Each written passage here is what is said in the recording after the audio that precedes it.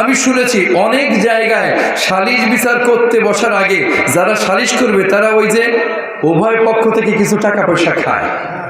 আর যে বেশি অপরাধী তার কাছে সে যদি একটু মোটা অঙ্কের টাকা দেয় তো সালিশি বসে তারে একেবারে নির্দোষ বানা দেয়। এরকম কি আপনারা শুনছেন নাকি? এরকম আছে নাকি? আমাদের দেশে ইউনিয়ন পর্যায়ে, গ্রাম পর্যায়ে, মহল্লা পর্যায়ে মাঝে মাঝে সালিশ বিচার হয় কি হয় না? সবাই আওয়াজ দিয়ে বলি, হয় কি হয় না? আচ্ছা, যত সালিশ বিচার হয় ইউনিয়ন লেভেলে হোক, চেয়ারম্যানের মাধ্যমে হোক, মেম্বারের মাধ্যমে হোক, গ্রামের মাতুব্বরদের মাধ্যমে হোক, সব সালিশ বিচার কি একবারে ইনসাফ মোতাবেক হয়? ন্যায়ভাবে হয়?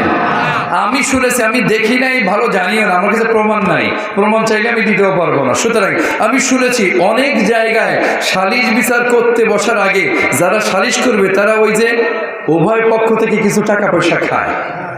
আর যে বেশি অপরাধী তার কাছে সে যদি একটু মোটা অঙ্কের টাকা দেয় তো সালিশি বসে তারে একেবারে নির্দোষ বানা দেয়। এরকম কি আপনারা শুনছেন নাকি? এরকম আছে নাকি? আমার বাবাজিরা শুনে নেন, আমার আল্লাহ পাক আল কোরআনুল কারীমের ৬ষ্ঠতম পারা সূরাতুল মাইদার ৪২ নম্বর আয়াতে বলেছেন, সাম্মাউনা লিল কাযিবি আক্কালুনা লিস-সুহুত। আমার আল্লাহ বলেন সাম্মাউনা লিল কাযিব, তারা হলো মিথ্যা শুনতে, অধিক পরিমাণ মিথ্যা শুনতে অভ্যস্ত। তারা হলো অত্যাধিক পরিমাণে মিথ্যা শুনতে অভ্যস্ত। আক্কালুনা লিস-সুহুত, আমার আল্লাহ বলেছেন তারা হলো অধিক পরিমাণে হারাম খাইতে অভ্যস্ত। তাহলে বোঝা গেল এই শ্রেণীর লোক আছে।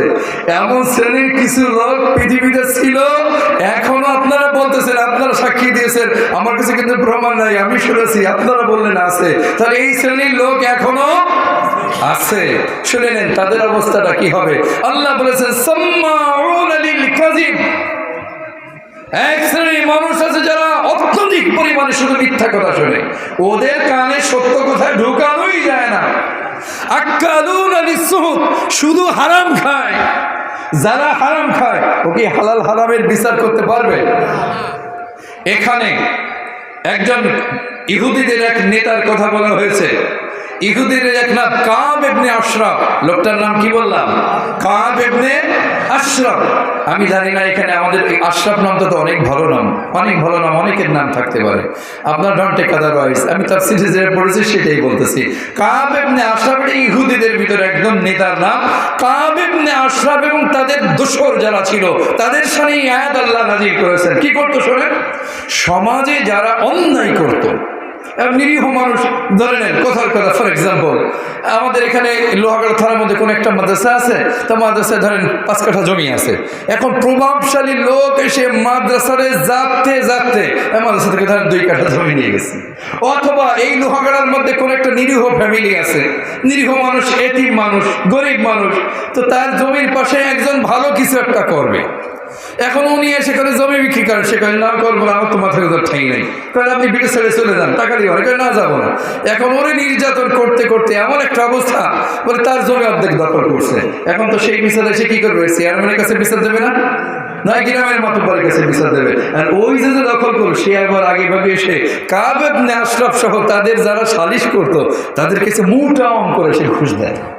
তো মোটা অঙ্কের ঘুষ পায় উনি সালিশের চেয়ারে বসছেন, নেতা সালিশ করতেছেন। এখন কি করে, ওই যে যারা আসলে জুলুমবাজ শুধু তাদের দিকে তাকায়, তাদের খালি মিথ্যা কথা শোনে, কয় নেতা, কয় মাননীয় বিচারক, এই লোকটা খামাখা আমাদের সম্মান হানির জন্য আমাদেরকে তার সে বলতেছে আমরা নাকি দখলবাজ, তার জমি নাকি দখল করেছি, আমাদের একটা ঐতিহ্য আছে না, আমাদের প্রেস্টিজ আছে না, শুধু কান পেতে এদের কথা শোনে। আর যারা নিরীহ ভিকটিম ওদের দিকে মোটে তাকাই না। সাম্মাউনা লিল কাযিবি আক্কালুনা লিস-সুহুত, আল্লাহ বলেছেন তারা শুধু মিথ্যা শুনতেই অভ্যস্ত আর শুধু হারাম খাইতেই অভ্যস্ত। এখন যদি আমাদের এলাকায় এই অভ্যাস কারো থেকে থাকে যে সালিশ বসার আগেই কিছু একটু মালপালি খাইয়ে দেয়, শুধুমাত্র অন্যায় যারা করছে তাদেরকে ছাড় দিয়ে দেয়, আর যারা আসলে নিরীহ নির্যাতিত তাদেরকে একবারে বাবু যা হয়েছে হয়েছে, মোটামুটি যাও তো যাও, বাবু যা হয়েছে হয়েছে।